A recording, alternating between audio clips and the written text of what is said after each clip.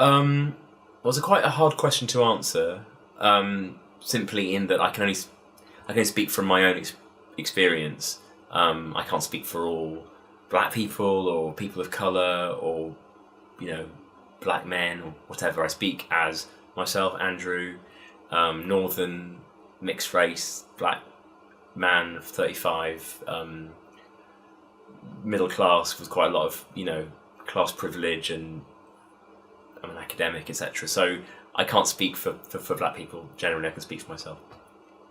And my feeling, I guess my experience is that my own exposure to racism has got a lot easier over the last few years, generally speaking, in that I grew up in an environment which was overtly, constantly, deeply racist.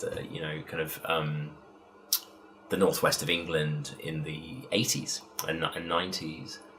And since becoming a grown-up and moving to London, Paris, then London, and actively seeking out a more cosmopolitan, metropolitan lifestyle, which I was more in control of, and I could choose who to surround myself with.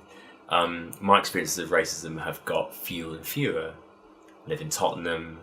I don't feel that thing of being stared at or being singled out, being blackened in a sense, that I grew up with. Obviously, I feel it. But in comparison to my childhood, it's relatively mild. Of course, I have racist experiences all the time. I think white pathology remains extremely strong, and relatively unchecked. But what I have noticed over the last couple of years, 2, 3, 4 years, is a dramatic increase in really alarming experiences of, or what's called, I think, racial profiling. So kind of like being suddenly finding myself refused entry to a pub or to a club in London, and no reason given. And, confrontation then ensues, and I assert my rights, and this has happened, 3, 4 times over the last 2, 3 years? And I don't go out that much. Outside, I don't leave Tottenham that often. So that seems to me pretty alarming. It's been awful, horrible, horrible experience. Humiliating, terrifying, really. And there's no kind of legal recourse, because when I've queried it, I even in one example, a couple of months ago in Camden Town, I asked a couple of passing police officers to intervene. Absolute contempt I was treated with, refusal. No, they said this is the right of the people who own the bar. It's disgusting, and I kind of think, gosh, if this is happening to me, with all the privilege, my blackness notwithstanding, all the privilege that I enjoy, what the fuck, is it like for less privileged black men in this country? It seems to me that if my experiences of racism and racial profiling have been so intense over the last couple of years, that suggests there's a serious rise in fascistic, racist policing, and door policy, shall we say.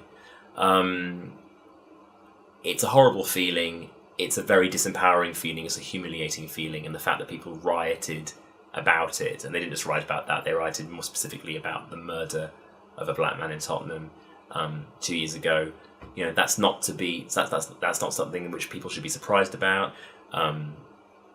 So to answer your question briefly, my experience of racism, racist profiling has in some ways really increased in a very worrying way over the last couple of years.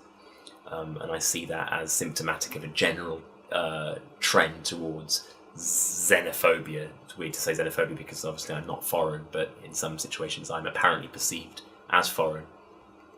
But xenophobia and a kind of legitimized hatred of certain groups of people, notably the poor people, and non-white people, or those perceived as foreign, over the past 2, 3, 4 years. And I don't see that as being unlinked with the current Conservative government and their rhetoric of hatred.